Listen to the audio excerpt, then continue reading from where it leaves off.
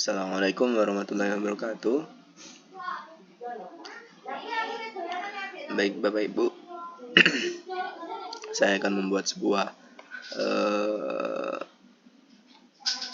tutorial singkat bagaimana cara penggunaan aplikasi e-raport kurikulum Merdeka. Pada awal kita membuka filenya akan tampil sebuah halaman awal, selamat datang. Untuk memulai aplikasinya kita bisa klik di bagian selamat datang. Nah, kemudian akan tampil dashboard awal. Di sini ada jumlah siswa, kemudian siswa laki-laki, siswa perempuan, kemudian ini jamnya, terus ini kelasnya, serta ini ada secara singkat, secara rekap nilai yang sudah didapat oleh beberapa siswa. Di sini untuk melihat nilai dari masing-masing siswa. Di sini sudah saya isi Bapak Ibu, jadi di sini sudah tampil. Kemudian Bapak Ibu untuk memulai mengerjakan raport kurikulum Merdeka, kita klik identitas sekolah terlebih dahulu. Di sini kita pilih SD Bapak Ibu. Jadi kalau di tempat saya SD 2 Siswa Bangun, kita pilih SD 2 Siswa Bangun. Kemudian masukkan NPSN, NSS, dan lain sebagainya. Ada beberapa yang mengalami kendala ketika memasukkan NSS atau NPSN, itu tampilannya akan berbeda ketika dimasukkan. Maka solusinya berikan tanda petik 1 terlebih dahulu sebelum mengetik nilainya. 1 ketik, kemudian misalnya NPSN-nya 1, 2, 3, 4, 5, dan 6 dan seterusnya. Bisa di enter. Bagian alamat, kita isi alamat dengan nama jalannya saja, karena nanti di bagian raport akan nge-link sesuai dengan desa, kecamatan, kemudian kabupaten, dan seterusnya. Begitu juga dengan kode pos. Website jika ada silakan diisi, email juga silakan diisi, kepala sekolah silakan diisi sesuai data Bapak Ibu di sekolah masing-masing. Kelas di sini cukup tulis dengan angka saja 1 sampai 6. Kemudian pada bagian jika di sekolah Bapak Ibu menghendaki sekolah kelas paralel, maka silakan Bapak Ibu tulis di sini. Tulis A, B, atau C, silakan sesuaikan dengan sekolah Bapak Ibu. Nah, kemudian semester ini kita pilih di drop down, kita pilih ganjil atau genap. Kita pilih ganjil sesuai dengan kondisi saat ini. Dan tempat tanggal raport kita tulis tempatnya, koma, dan juga tanggal sesuai dengan seperti contoh yang sudah ada di sini. Bisa kita ketik. Nah, di bagian mata pelajaran Bapak Ibu, di sini ada seni. Seni ini pilihan, bisa pilih 1 atau 2. Kalau memang di sekolah Bapak Ibu itu pilihnya 2, maka checklist 2 pilihan. Kebetulan di sekolah kami itu memilih 2 mapel untuk seni, yaitu seni musik dan seni rupa. Maka di sini yang kami checklist adalah seni musik dan juga seni rupa. Untuk muatan lokal jika memang tidak ada, silakan dihapus saja bisa.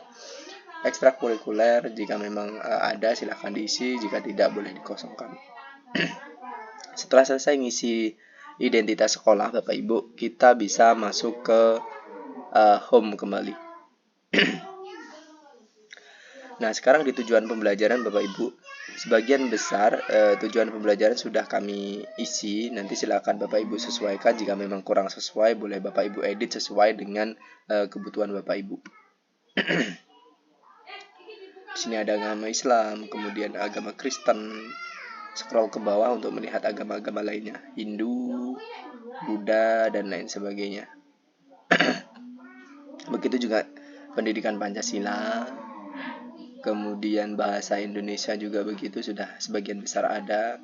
Yang di sini belum kami masukkan adalah untuk kelas 3 dan kelas 6. Jadi TP-nya belum kami masukkan. Untuk pendidikan anti korupsi juga belum, yang lainnya sudah semua. Nah, Bapak Ibu, tujuan pembelajaran ini perlu kita perhatikan, kita lihat untuk nanti kita melihat kode yang akan kita nilai pada bagian penilaian. kodenya cukup dengan nomor TP. Jadi nomor urut ini saja Bapak Ibu. Misalnya kelas 1 nanti kita akan melakukan penilaian di nomor 14 di TP itu nomor 14, maka nanti di bagian penilaian kita masukkan angka 14 begitu. Kita lanjut Bapak Ibu, kembali ke home. Ekstrakurikuler silahkan isi sesuai dengan sekolah Bapak Ibu. Isi dengan ini nilainya berkembang dan sebagainya. Kemudian di sini ada deskripsi, silahkan diisi jika memang Bapak Ibu menghendaki ekstrakurikuler. Nah, aplikasi ini Bapak Ibu memberikan 3 opsi dalam menentukan deskripsi nilai. Nah, untuk melihatnya kita lihat di nilai raport deskripsi. Nah, di sini ada sumber deskripsi raport. Nah, dari sumber deskripsi raport ini kita bisa menentukan 3 pilihan, yaitu dari TP formatif, ini yang paling ideal Bapak Ibu, kemudian TP sumatif, dan juga lingkup materi. Jadi kita diberikan kebebasan memilih sumber deskripsi dari mana yang akan kita gunakan sebagai deskripsi raport di tampilannya di sini nanti. Kalau misalnya kita pilih TP sumatif, maka deskripsi yang akan kita ambil adalah berdasarkan dari sumatif yang kita laksanakan. Kalau kita pilih formatif, maka nanti kita akan menentukan nilai menentukan deskripsi dari nilai formatif yang kita masukkan di bagian penilaian formatif. Kalau kita milihnya TP sumatif, maka kita tidak perlu mengerjakan pemilihan deskripsi dari formatif, jadi bisa kita abaikan untuk nilai formatifnya. Kalau kita milih lingkup materi, maka artinya kita akan menggunakan deskripsi berdasarkan lingkup materi yang kita pilih pada penilaian, gitu Bapak Ibu. Kalau saya pilih menggunakan nilai sumatif. Nah, kemudian di sini ada deskripsi nilai tertinggi dan juga deskripsi nilai terendah. Di sini kita sudah menyediakan seperti yang sudah kami tulis di petunjuk. Kami memberikan opsi untuk dapat mengetik sendiri pada sel ini, namun kami juga sudah menyediakan pilihan deskripsi yang ada pada drop-down. Jadi kita bisa memilih atau mengetik secara manual. Di sini untuk nilai terendah ada deskripsinya, atau kita bisa juga mengetik secara manual. Nah, kemudian kita kembali ke home Bapak Ibu. Setelah kita menentukan pilihan deskripsi mana yang akan kita gunakan, kita bisa mulai bekerja untuk terkait dengan nilainya. Karena tadi saya memilih asesmen deskripsi yang bersumber dari TP sumatif, maka saya mengerjakan nilai asesmen sumatifnya. Nah, seperti kita mulai dari agama misalnya. Nah, agama ini kita sesuaikan dengan data yang ada pada sumber data siswa tadi. Sebelum kita mau menginput nilai Bapak Ibu, kita tentukan dulu TP-nya. Nah, tadi di tabel TP kita sudah melihat kode-kodenya, nomor berapa TP yang kita ujikan pada siswa atau peserta didik kita. Misalnya kalau saya ada 3 TP yang kami masukkan di sini, yaitu TP nomor 4, nomor 5, dan nomor 6. Atau TP nomor 1 juga nomor 1, nomor 5, dan juga nomor 6. Maka di sini akan muncul 3 kolom yang berwarna putih. Kalau Bapak Ibu memasukkan 2 TP, maka di sini akan aktif atau hanya 2 kolom saja yang berwarna putih yang akan kita masukkan nilainya. Minimal jika kita menggunakan sumber deskripsi pada raport itu kita menggunakan sumber deskripsi nilai sumatif, maka nilai di sini minimal ada 2 TP yang akan kita masukkan nilainya sebagai pembanding nilai tertinggi dan juga nilai terendah. Nah, di sini hanya contoh Bapak Ibu, saya menggunakan angka 76 dan 88, kemudian dan seterusnya, ini hanya contoh copy. Di sini ada bagian yang kosong Bapak Ibu, jangan bingung karena di sini adalah siswa yang beragama non-muslim, karena di sini adalah tabel untuk agama Islam. Lalu jika yang beragama lain kita sesuaikan, misalnya kebetulan di sini ada nomor 13 ini beragama Hindu, maka kita klik agama Hindu. Nah, di sini agama Hindu dia keluar dengan TP, kita tentukan bisa berbeda dengan agama Islam. Misalnya kita menentukan 3 TP. Di sini TP nomor 4 misalnya. Nah, maka kita masukkan 3 nilai dari ketiga TP tersebut. Misalnya TP ke 3 itu nilainya 55 misalnya. Nah, jika Bapak Ibu di sini hanya ada satu nama, kami anjurkan untuk menghapus semua nilai yang ada pada kolom lainnya atau pada sel lainnya. Artinya hanya nama yang tertera itulah yang diberikan nilai.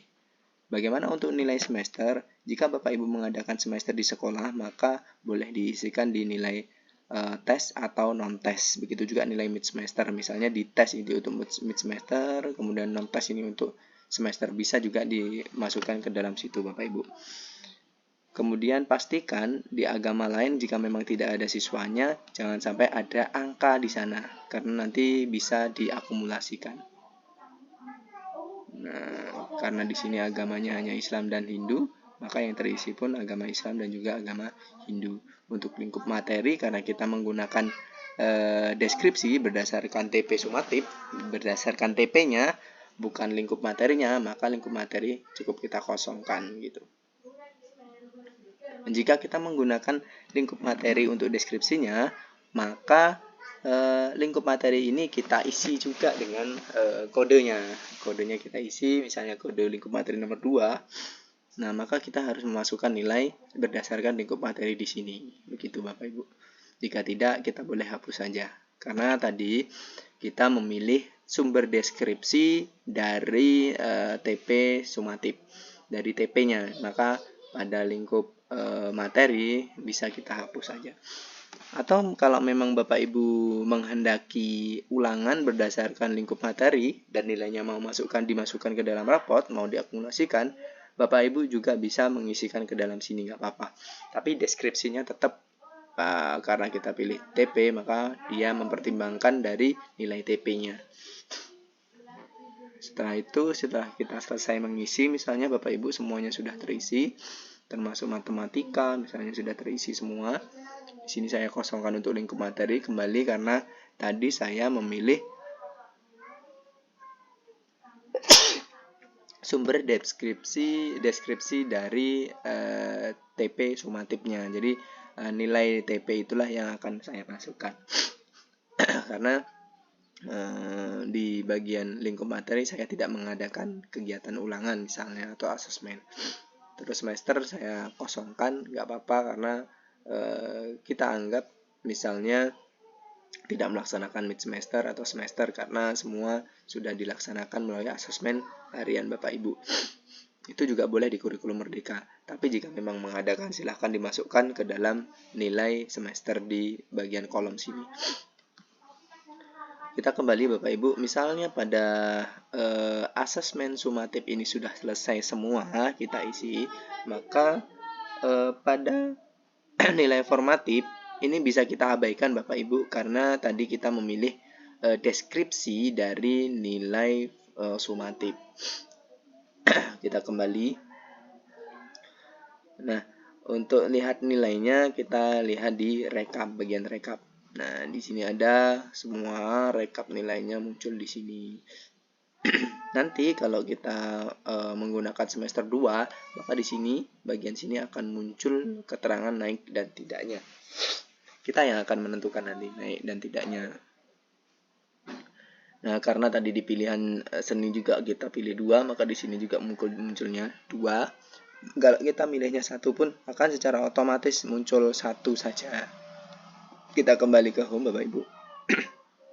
Nah, di bagian sampul raport di sini akan muncul seperti ini Bapak Ibu. Ini sampul raportnya. Nah, seperti ini kita bisa print preview sebelum kita mencetak dokumennya.